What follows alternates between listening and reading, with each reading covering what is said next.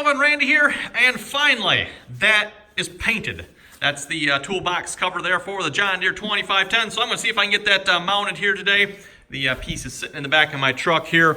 So there's the piece that goes on. I already got the holes drilled. See if we get some pop rivets in it. I'm not sure if I got pop rivets of the right length or not. Going to have to see once. If not, I might have to make a quick run down to the hardware store and get some pop rivets. I've got a bunch, but I don't know if I got any of the right length. So that's going to be the question here. I drilled 1/8 of an inch holes. I got 4 of them. That should be more than sufficient. We painted that last night, so that should be sufficiently dry now. So let me see if I got some pop rivets here. We're going to put that on. And I believe I've found just the thing here. Multi-grip pop rivets.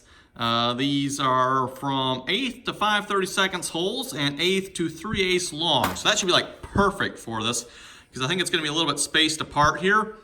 And yeah, otherwise I have 1/8 of an inch. I've got 1/2 inch, which I think is way too long. I've got 3/16. I got some big pop rivets. I suppose I could drill the holes bigger, but I think that should be more than sufficient. Some 1/8 to quarters. That actually might be about the right length too. 1/8 to quarter. I have to see ones here. That might be about right too. And then I got some really big ones. Don't need those. Again, I could drill the hole bigger, I suppose. And there's some regular 1/8 to 1/8.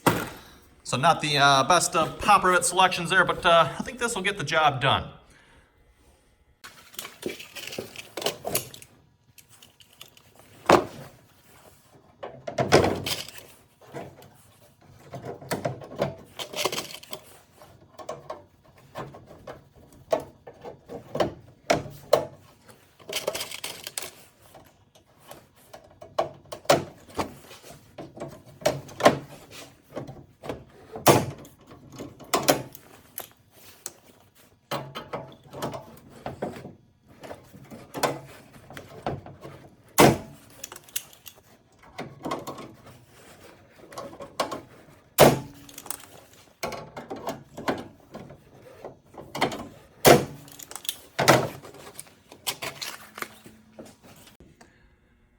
And there we go, everyone. Got it pop riveted back on. That works pretty nicely. It doesn't quite line up real well. Everything's all bent. And of course, the paint on this looks really nice compared to this because this is all dirty. Again, see if I can give it a bath here probably in a little bit. Well, maybe not today, but by a little bit, I mean the next couple of weeks. So hopefully I get that all cleaned up and pretty looking. But yeah, I think that turned out pretty good. What I'll probably do is I'll get the tractor pulled around here. We'll get it brought up here. And yeah, see if I can get that that whole piece put back on the tractor. Okay, everyone, and the mailman was just here, or mail woman, I guess. Actually, I think it's a mail woman we have. Regardless, mail delivery person was here. I was setting up to maybe do some work on the 2010 here, but seeing how the mail person was here and brought all the rest of the parts I need for the truck, at least I think I've got everything I need here. I wasn't actually expecting these parts to show up today.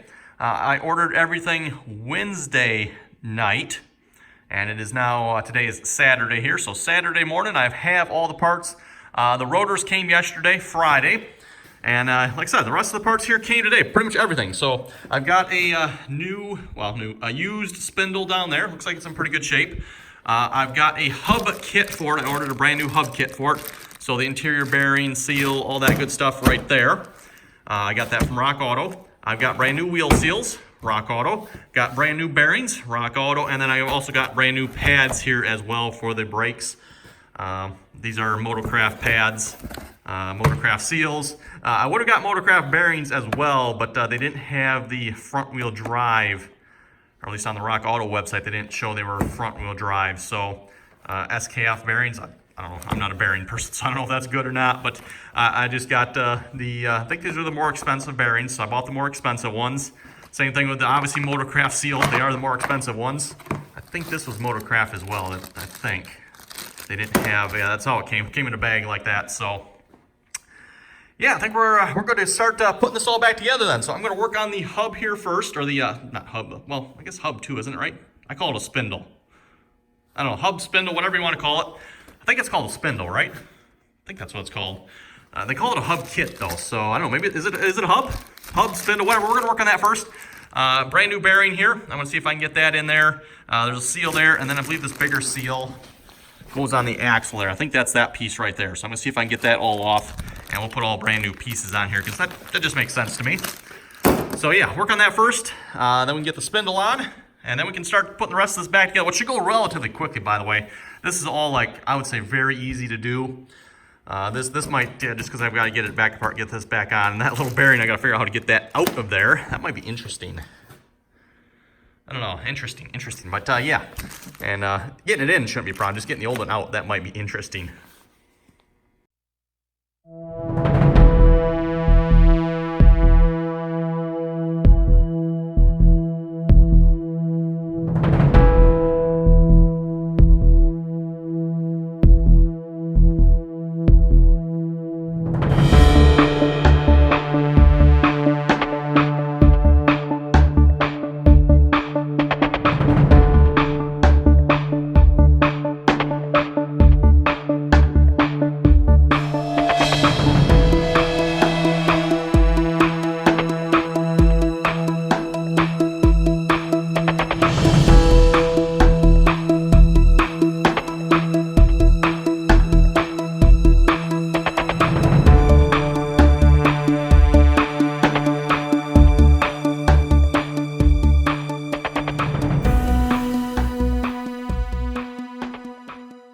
Bearing in, new seal in.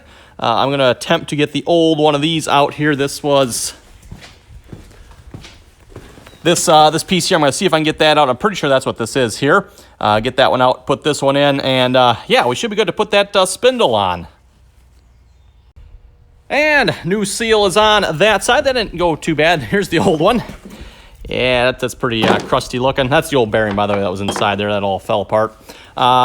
Yeah, that didn't go too bad. I don't really have nothing to go over that to put it on and press it on, so I kind of just had to pound it on with a hammer real carefully. But like I said, looks like it's on good. And now what I did, I just pulled the whole axle out here. They just slide out, and I'll just hopefully slide it back in. And yeah, I think we're ready to put the spindle on. And then, like I said, at this point, it should go fairly quickly because bearings, brakes, that shouldn't take too long. Just need to make sure I grease everything up. And I'll probably, yeah, need to make sure I grease that up. I'm gonna even slap a little grease on that end because I cleaned it. I accidentally dropped this in the dirt. Man. And yeah, so I just cleaned that all up. And yeah, make sure I grease that as well.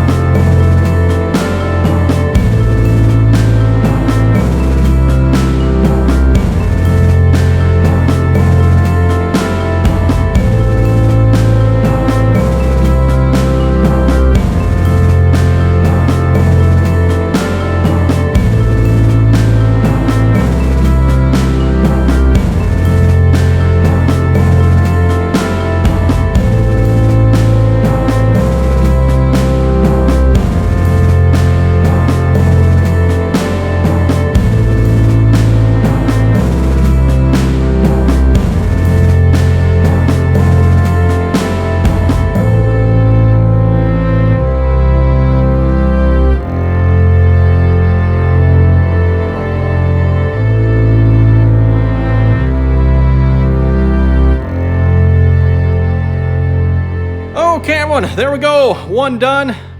One down. One more to go yet on the other side there. Of course, the other side should go much quicker. I don't have the spindle or nothing like that on the other side. Just put the bearings on and brakes and all that stuff, and that side will be done. Debating here if I want to put my winter tires back on or summer tires. And your folks are probably thinking, why in the world would you even want to put your winter tires back on? Winter's done, right? Well, if you look at next week's forecast, no, apparently winter's not done yet. We're supposed to get a chance of snow again, so yeah, I'm thinking I'm probably going to put my summer tires on. We'll take a chance with it. My summer tires are summer tires, definitely not good for winter, so I might regret that if we get a significant amount of snow, but I don't think we'd get a significant amount of snow, I hope. So anyway, everyone, I'm going to get this side done here as well. Like I said, this side shouldn't take too long. Plus, now that I did that side, I kind of know what I'm doing a little bit better here as well. Even though I've done this a couple of times, remember now to do it right. Actually, you know what? I guess I didn't. I have replaced the U-joints in here. So for those of you maybe wondering about that, why I didn't replace the U-joints, I've already done that. I did that, I don't know, maybe 5-10 years ago, somewhere in there. So U-joints here, U-joint on that side. I've done all the U-joints on this truck, front and rear axles. So I guess I wouldn't have had to take the bearings off to do that, would I? That would have just been this. I think no, I would have had to take the bearings off, I think, everyone, right? Because in order to get the drive shaft out, I have to pull that. So I think. I don't remember again. It's been quite a while since I've done the U-joints, so I don't remember. I'm assuming I would have had to pull that, though, to do those. So, don't remember. Oh, well, anyway, let me get this side done here, and, I'll probably switch out. Like I said, I'm thinking I'm going to go with summer tires. I'll jack the rear up as well, get those tires off. Might as well while I have it in here, and it's halfway jacked up. Before I put this one together here, I thought I'd show you folks kind of how this goes here. This is the inner nut that holds up against the bearing. You basically tighten this down to the specified inch pounds, 16 inch pounds. I don't even have anything that measures that low, so I kind of just, I set my little torque wrench to 20, which is as low as it goes, 20 inch pounds. I tighten it down to that, and I just, 16 inch pounds, 20 inch pounds. That should be close enough, I think, right? And then, once you got this tightened down to the specified amount, this lock ring goes over. You notice there's holes in this lock ring, and there's a little pin on there. This sits down in a groove, and, wherever that pin lines up, you have to kind of turn this lock or this nut here so it'll line up in one of these holes. And then this nut goes over top of that, super piston tight. And I think they say 150 foot-pounds. I just tightened it down with my impact. To try to be able to tighten this with that special tool, it's pretty hard to do. So I just use the impact there. That works out pretty good. So anyway, like I said, everyone, let's get this one back on. This one shouldn't take too long.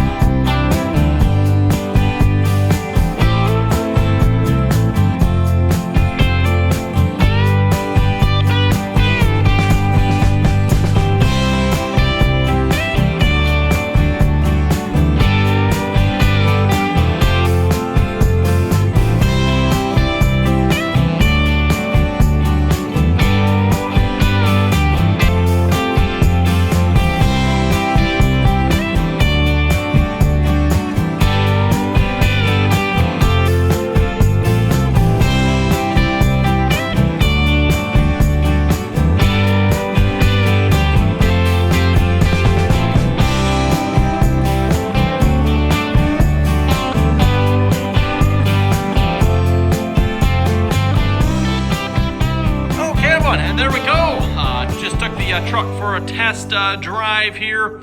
Everything seems to be good, so I think that's going to do it for this video here. We got the bearings done. By the way, for anybody looking to do this job themselves, where did I put the book? Oh well. Not sure wherever I put the book. If you're looking to do a job like that yourself, one of those like Haynes manuals for your truck, really good. They're pretty clear on the explanations of how to change the wheel bearings and all the torque specs and stuff like that. So yeah, if you're looking to do that yourself, I highly suggest you get one of those manuals. And also, really the only specialty tool you're going to need, I guess I put it away here already, you're going to need one of these, I don't know what, spindle nut sockets. Make sure you get one of these, because you're not going to get them nuts off without one of these. And even the Haynes manual specifically says, a lot of times they'll give you, well, you can get around it by doing this. They say there's no way around it. You have to have one of those. They're not that expensive. I think it's like 10 bucks, 20 bucks, maybe something like that. So, yep. And they do come in different sizes, by the way. So make sure you get the right size for whatever vehicle you're working on.